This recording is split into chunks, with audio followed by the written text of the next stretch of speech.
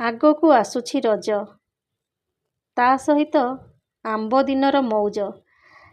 ଆମ୍ବ ଖାଇବାକୁ ଆମ୍ବ ଦିନ ହେଲେ ଭାରି ମଜା ଲାଗେ, କିନ୍ତୁ ସେଇ ଆମ୍ବକୁ ନେଇ ଆମେ ଆଜି ବନାଇବା ଆମର ପୁରା ଗାଁ ଷ୍ଟାଇଲରେ ଆମ୍ବ ଜାଉ ବା ଆମ୍ବ କ୍ଷୀରି। ଆଶା କରୁଛି ଏହି ରେସିପିଟି ଆପଣମାନଙ୍କୁ ସମସ୍ତଙ୍କୁ ପସନ୍ଦ ଆସିବ। ଯଦି ଭିଡ଼ିଓଟି ପସନ୍ଦ ଆସେ ତେବେ ଗୋଟେ ଲାଇକ୍ କରିଦେବେ ଆଉ ସେୟାର କରିଦେବେ। ନୂଆ ଆସୁଥିଲେ ଚ୍ୟାନେଲଟିକୁ ସବସ୍କ୍ରାଇବ୍ କରିଦେବେ। ନମସ୍କାର ଦର୍ଶକ ବନ୍ଧୁ, ମୋ ହାତ ରନ୍ଧା ଚ୍ୟାନେଲକୁ ଆପଣମାନଙ୍କୁ ବହୁତ ବହୁତ ସ୍ୱାଗତ କରୁଛି। ତ ଚାଲନ୍ତୁ ଭିଡ଼ିଓଟି ଆରମ୍ଭ କରିବା। ଏଠି ଦେଖନ୍ତୁ, ମୁଁ ଗୋଟେ କପ୍ ଚାଉଳ ନେଇ ତାକୁ ଅଧଘଣ୍ଟା ପର୍ଯ୍ୟନ୍ତ ବତୁରାଇ ରଖିଦେଇଥିଲି। ତା ସହିତ କିଛି ଗୁଡ଼ ନେଇଛି ଆଉ କିଛି ଗୁଜୁରାତି ଗୁଣ୍ଡ ନେଇଛି। ଏବେ ଚାଲନ୍ତୁ, ଏଠି ମୁଁ ଦେଖନ୍ତୁ ପ୍ରେସର କୁକରରେ ଗରମ କରି ତାକୁ ଟିକେ ଘିଅ ପକାଇଦେଲି ଆଉ ସେଥିରେ ଟିକେ ଜିରା ଆଉ ତେଜପତ୍ର ପକାଇଦେଲି। ଧୋଇ ରଖିଥିବା ଏ ଯେଉଁ ଚାଉଳ ଦେଖୁଛନ୍ତି, ଚାଉଳକୁ ପକାଇଦେଲି। ଏଠି ଗୋଟେ ଟିପ୍ସ ଆପଣମାନଙ୍କୁ ଦେଉଛି, ଯଦି ଆପଣମାନେ ଚାଉଳକୁ ଛାଣିକିରି କରିବେ ତାହେଲେ ଚାଉଳଟିକୁ ଟିକେ କ୍ରସ୍ କରିଦେଲେ ବି ଚଳିବ। ତ ମୁଁ ପ୍ରେସର କୁକରରେ 2ଟି ସିଟି ଆସିବା ପର୍ଯ୍ୟନ୍ତ ଛାଡ଼ି ଦେଉଛି। ଆଉ ଏଠି ଦେଖନ୍ତୁ, ଆମ୍ବ ପାଚିଲା ଆମ୍ବ ମୁଁ ନେଇଛି 4ଟି।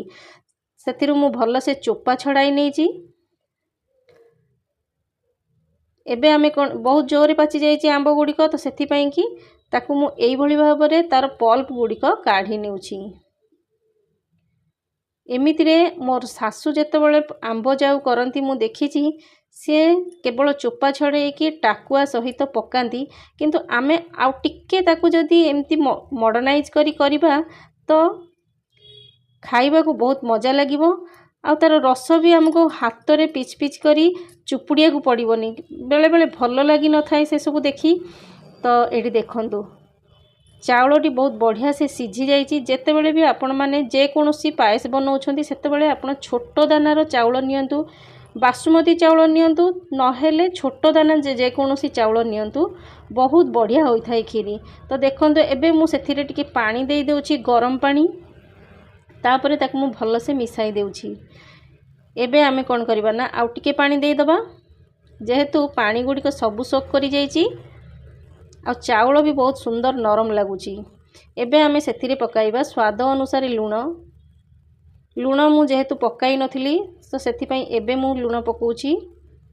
ଲୁଣ ପକାଇବା ଦ୍ୱାରା ଯେକୌଣସି କ୍ଷୀରି ମିଠା ଜିନିଷ ଆପଣ ବନାଉଛନ୍ତି ନା, ବହୁତ ଟେଷ୍ଟି ଲାଗିଥାଏ, ତାର ସ୍ୱାଦ ବହୁତ ବଢ଼ିଯାଇଥାଏ। ତ ଏଠି ଦେଖନ୍ତୁ, ଚାଉଳ ଗୁଡ଼ିକ ବହୁତ ବଢ଼ିଆ ସେ ସିଝିଗଲାଣି। ଏବେ ମୁଁ ସେଥିରେ 1 କପ୍ କ୍ଷୀର ପକାଇ ନେଇଛି। ମୋ ଶାଶୁ ଯେହେତୁ ଆମ୍ବ ପାୟସ ଯେଉଁ କରନ୍ତି ଜାଉ, ସେଥିରେ ସେ କ୍ଷୀର ଦିଅନ୍ତିନି, କେବଳ ଆମ୍ବ ରସରେ ହିଁ ବନାନ୍ତି। କିନ୍ତୁ ଏଥିରେ ମୁଁ ଅଳ୍ପ ଟିକେ କ୍ଷୀର ପକାଇ ନେଉଛି। ତାପରେ ଏବେ ଆମେ କ'ଣ କରିବା ନା, ଏଠି ଯେଉଁ ଗୁଡ଼ ରଖିଛି ନା, ଗୁଡ଼ ତାକୁ ସାଙ୍ଗେ ସାଙ୍ଗେ ପକାଇକି ଭଲ ଭାବରେ ଫେଣ୍ଟି ନେବା। ଗୁଡ଼କୁ ଟିକେ କ୍ରସ୍ କରି ନେବେ, ଯେମିତି ଜଲ୍ଦି ମେଲ୍ଟ କରିଯିବ। ତ ଏଠି ଦେଖନ୍ତୁ, ସାଙ୍ଗେ ସାଙ୍ଗେ ତାକୁ ଘାଣ୍ଟିବେ, ନହେଲେ କ୍ଷୀର ଦେବା କ୍ଷଣି କ'ଣ ହୋଇଥାଏ ନା, ଗୁଡ଼ ପକାଇଲା ମାତ୍ରେ ଛିଡ଼ିଯିବାର ସମ୍ଭାବନା ଥାଏ। ତ ସେଥିପାଇଁ କି ଦେଖିକି ଟିକେ କରିବେ। ତ ଏଠି ଦେଖନ୍ତୁ, ଆମର କ୍ଷୀର ଛିଡ଼ିନି, ତାମାନେ ଭଲ ଅଛି ଆମର କ୍ଷୀରିଟି।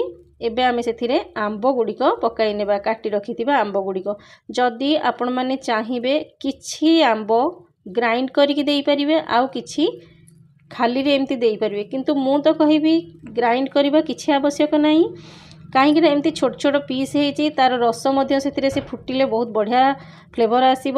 ଆଉ ଏମିତି ଗ୍ରାଇଣ୍ଡ କରିଦେଲେ କ୍ଷୀରିଟା ବହୁତ ବହଳିଆ ହେଇଯିବ। ସେଥିପାଇଁ କି ଆପଣ ଏମିତି ପକାନ୍ତୁ, ବହୁତ ଭଲ ହେବ।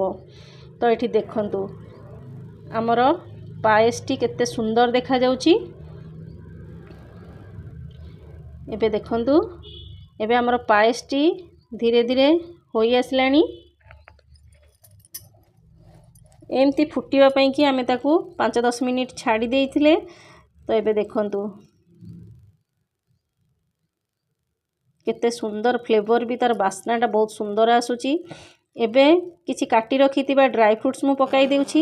ଆପଣମାନେ ଏମିତିରେ ପକାଇ ପାରିବେ, ନହେଲେ ଘିଅରେ ଭାଜିକି ମଧ୍ୟ ପକାଇ ପାରିବେ, ସେଇଟା ଆପଣଙ୍କ ଉପରେ ଡିପେଣ୍ଡ କରେ।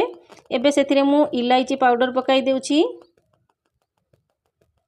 ତ ଏବେ ଆମର କ୍ଷୀରିଟି ପୁରା ସମ୍ପୂର୍ଣ୍ଣ ଭାବରେ ରେଡ଼ି ହୋଇଯାଇଛି। ଏଠି ଦେଖନ୍ତୁ, आंब पायस को एमती टिके आंब ऊपर दे सजेई दबा खाइबा को बहुत बढ़िया लगिबो आ देखिबा को भी बहुत सुंदर लगिबो। पिला माने एहा को देखि खुशी रे खाइबे। ऊपर टिके ड्राई फ्रूट सजेई देबा।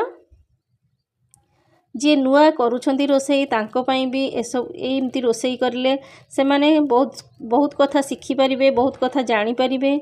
जदि आपण माननकु किछि नुआ रेसिपी आउ किछि आवश्यक अछि तो मते निश्चय कमेंट करिवे। आ वीडियोटी केमती लागिला सेति पई मध्ये कमेंट करिवे। आउ नुआ आसुथिले चैनल टी को निश्चय सब्सक्राइब करि देबे। वीडियोटी भल लागिले लाइक करि देबे आउ शेयर करि देबे। तो फ्रेंड्स देखा हबो मोर आउ गोटे नुआ एपिसोड रे गोटे नुआ रेसिपी सहित। से पर्यंत रहुछि। नमस्कार। जय जगन्नाथ।